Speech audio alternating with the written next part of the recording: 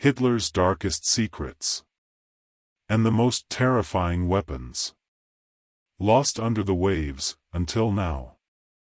Imagine if we could drain the oceans, let the water flow. Reveal the secrets of the seabed. Now we can. Using the latest underwater scanning technology. Drilling the depths of the oceans. And transforming precise data into 3D images. This time, was Australia's most prized warship destroyed by a Nazi secret weapon? What made this killer sub invisible? And at what point did Hitler come to build an atomic bomb? Theme song plays. Hitler's ambition was global.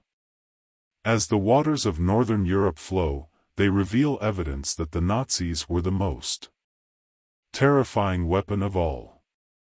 Norway, Lake Tinn. How did a covert operation here destroy a Nazi nuclear dream? Runner, deep down there is this Nazi secret. No one can be sure what's out there. Narrator, during World War II, Nazi scientists raced to harness atomic energy. Hitler's dream was to develop this bomb that could actually ravage and destroy London. Transform war in the blink of an eye. It was his dream. Narrator, but the Nazis need a crucial ingredient to make an atomic bomb. This is called heavy water. Eric, heavy water was an essential part of the Germans' attempt to get there. Nuclear reactor at work. It's chemically hydrogen, but it's heavier, it weighs twice as much.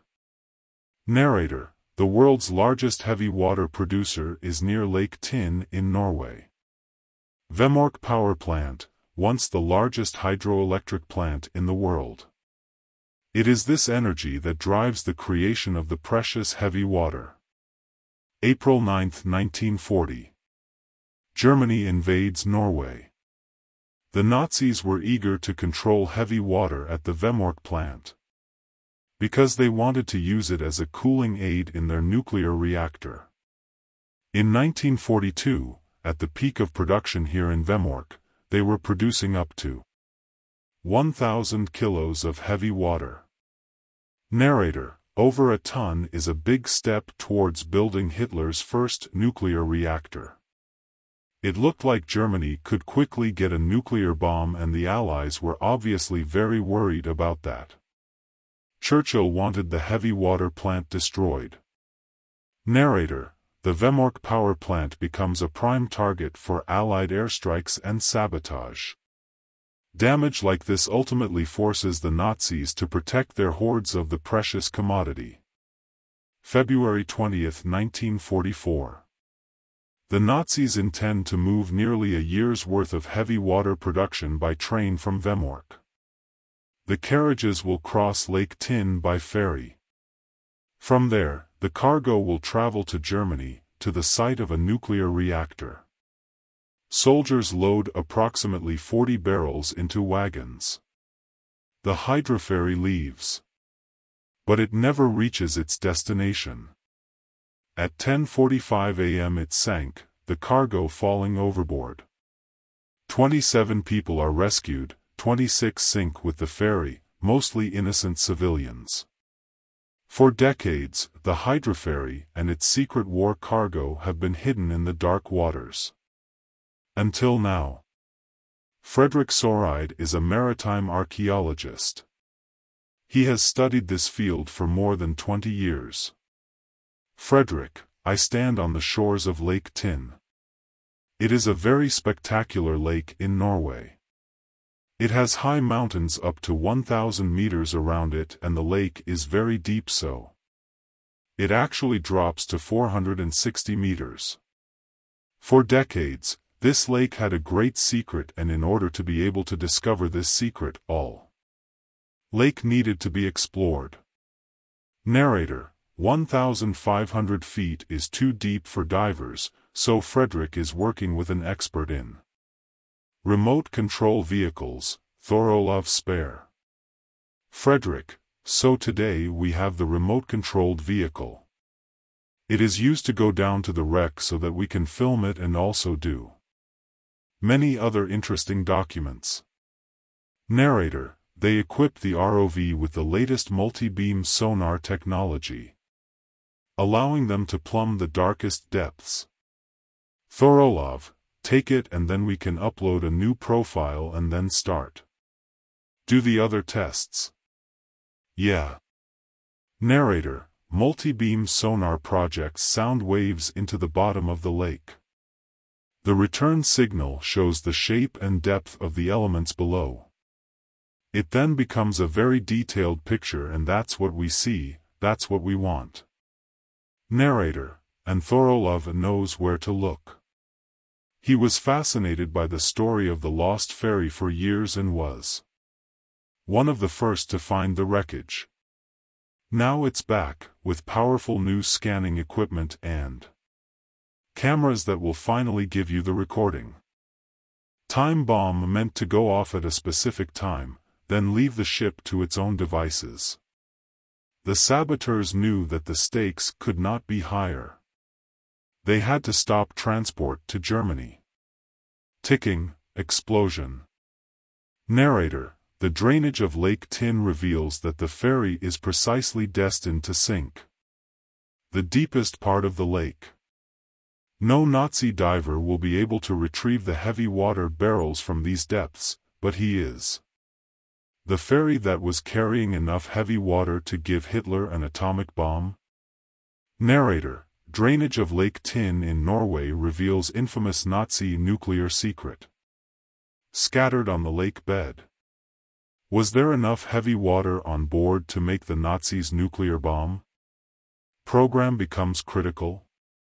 After the sinking of the ferry, there was much speculation that the heavy water on board electricity had been replaced with normal water because it was poorly monitored. So we wanted to go down and get a barrel to show that what was being shipped to Germany was heavy water. Narrator: the team has already examined 3 barrels from the depths. Yes. Narrator: testing of samples taken from the inside of the barrels prove that they contain heavy water, but was the ferry's cargo large enough to help Hitler build an atomic bomb? The only way to find out is to plumb the darkness of Lake Tin and see how many barrels left. Draining the waters of this Norwegian lake opens up the answers. Surprisingly, it is still intact after more than 70 years. First a barrel on the bridge, then another 2 overturned on the side. Then 2 more, 60 feet from the wreck site. There are 5 barrels visible around the wreckage. Frederick: well, you can still see the numbers on the barrels, right? We think maybe 10 barrels floated because they weren't full. And we picked up 3 barrels.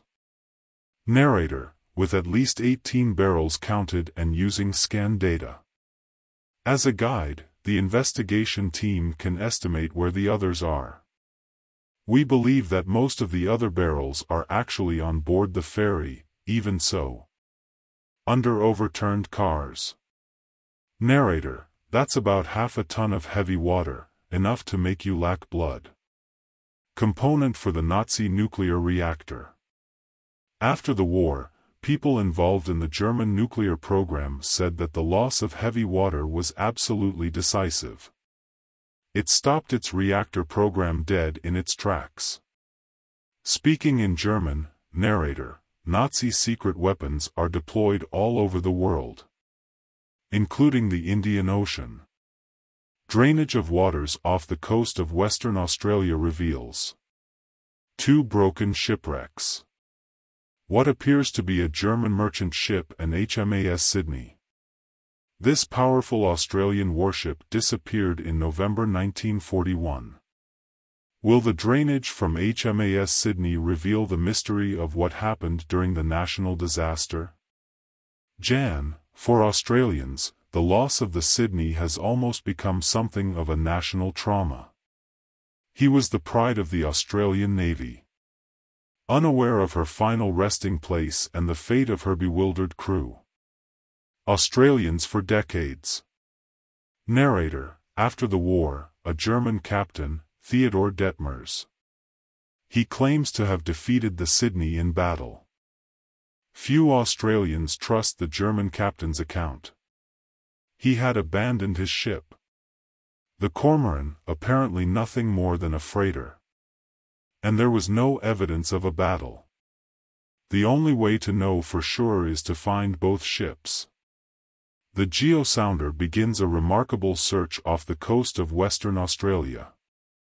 Equipped with new scanning technology and backed by the Australian government, the expedition is led by one of the world's top wreck hunters, David Mearns. David, the atmosphere was very tense and very tense. I had to locate not just one ship, but two ships. Narrator, the search area is huge but surprisingly the captain of the Cormoran. He left an account containing vital clues to where his ship sank. Mearns is located in an area 125 miles from the coast. Oh yes. Oh yes. This is exactly what you are looking for. Narrator, after 12 days at sea, a sign. Here we are. Here's the rest. There is shadow, that's all. That's all. That's all. Narrator, as Mearns expected, using the captain's story as a guide, he found the Cormoran. Is it close to finding the Sydney too? Everything is fine there. Narrator, just 4 days later, the missing warship appears. He suddenly appeared on the screen and we immediately knew it was the Sydney. It was just total euphoria that we found it. We did it. That's all. It's HMAS Sydney.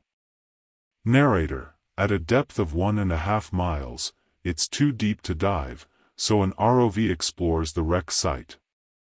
There is something. We're in it, it's a weapon, it's hit. That's it? Oh stop there.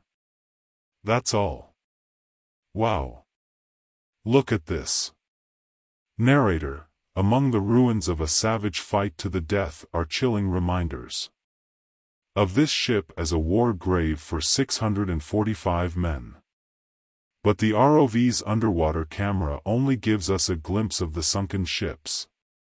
Now, by combining the scanned data with computer-generated images, it is possible to drain the Indian Ocean. Here is HMAS Sydney, the pride of a nation, visible for the first time in over 70 years. The warship is scarred with battle damage, clear evidence of an epic melee shooting. Now, using evidence from the seabed, it is possible to piece together a remarkable fight between the two missing ships and shows a secret Nazi weapon in action. Narrator, Indian Ocean drainage reveals missing Australian warship. HMAS Sydney, but how could such a powerful ship fall victim to an ordinary merchant ship? Captain Cormoran's account offers some clues. Detmers, it was November 19, 1941. A beautiful day with a hot sun. As often in the Indian Ocean, the visibility was perfect. Narrator, suddenly, at 4 p.m. the two ships look at each other on the horizon. 16 miles further. The Cormoran remarks that it is an innocent Dutch freighter, but as the Sydney progresses, upon closer inspection, the Cormoran prepares to reveal its deadly secrets. The Nazi captain knows his only chance is to drag the warship into hand-to-hand combat. I let him approach. Slowly. Narrator, then the Cormoran takes his turn. It appears to be an unarmed merchant ship, but in reality the Nazi ship is filled with the kind of lethal technology Q might have created for James Bond. Jan, the Cormoran's mission in the Indian Ocean was to attack Allied shipping. Much of it was hit-and-run tactics. Narrator, unaware of the Cormoran's true identity, the Sydney approaches. David, the two craft were about 1,000 yards apart. Well, that's basically point-blank range. Detmers, the enemy cruiser, was now approaching the range I considered appropriate for my weapons. I gave the order, unmask. The Dutch flag was lowered and the German war flag was raised. Narrator: under the rules of war, concealed weapons are perfectly legal, but only if the ship reveals its true colors before firing. With the wreck of HMAS Sydney now devoid of sea water, the first shocking evidence caused by concealed Cormoran weapons can be seen.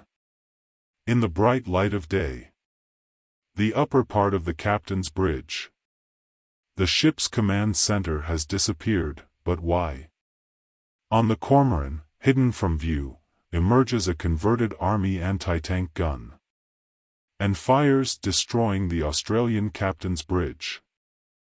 Sydney's command structure would have been wiped out with the initial first shot of the battle.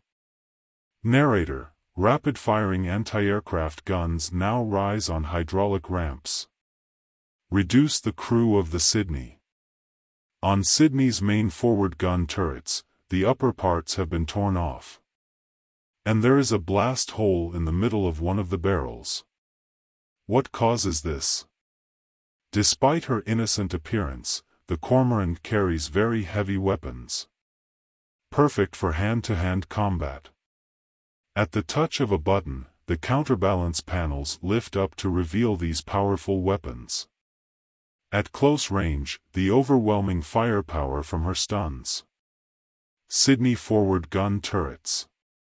Well, it is likely that these weapons were removed in the first 10 seconds. 15 seconds of action. Narrator: although taken by surprise, the Sydney is still able to defend itself and she hits the Cormoran's engine room and sets it on fire. The Nazi ship is now preparing to hit her. Below the waterline there are 2 hidden torpedo tubes, and there are 4 more above the water. Each concealed by a steel shutter. It takes only 32 seconds for the crew of the Cormoran to prepare and fire a torpedo. They inflicted heavy damage on the Australian cruiser very quickly. Gunshots, shells exploding. I mean, it's absolute chaos, hell on earth. They were being annihilated. It would have been absolute carnage. Narrator: 6:25 p.m. confident that the Sydney is mortally wounded and that most of the crew are already dead. The Nazi captain ceases fire. The victory. Detmers: never before in naval history has an armed merchant ship defeated a cruiser by open battle. Narrator: draining water from HMAS Sydney is crucial proof of what caused the last killing blow from her. Now you can see it. She is missing a 90-foot section of her hull. The Cormoran's torpedoes deal critical damage and a large explosion. Sydney's entire bow breaks off, sinking the entire ship 1.5 miles deep. With 645 men on board. Eric, Sydney completely disappears. There are no survivors. It is the most serious loss in the history of the Australian Navy. Now that we've found the remains, we know what happened and now have a clear idea of what got to the ship. Narrator: but if the Sydney was defeated, why is the German raider also at the bottom of Indian Ocean? There's a clue in the original scans of the seabed. Near the wreckage is evidence of a debris field, caused by a massive explosion. What happened to sink the Cormoran? The Nazi ship leaves victorious, but it was fatal. Wounded in battle. Jan, with the Cormoran's engines shut down, a large fire on board, and several mines in the hold, which were highly explosive. Captain Detmers had no choice whatever but jump ship. Narrator: Hitler has similar merchant raiders, just like the Cormoran. To prevent the ship's many secrets from being discovered, the crew detonated his own ship. Today the two ships still lie just 13 miles apart on the seabed. Speaking in German, the world's oceans hide Nazi secrets under deep water. The Baltic Sea. Draining the icy waters here reveals a forgotten German aircraft carrier. Who has never seen battle? Graf Zeppelin. She disappeared over 70 years ago. Why is Hitler's only aircraft carrier severely damaged? At the bottom of the Baltic Sea? Narrator. For decades, the ultimate fate of the only Nazi aircraft carrier is a mystery, but then an oil prospecting ship begins scanning the Baltic Sea. Andre, first, we came across something that piqued our interest. We found it using multi-beam sonar. After further processing, first measurements indicated that it was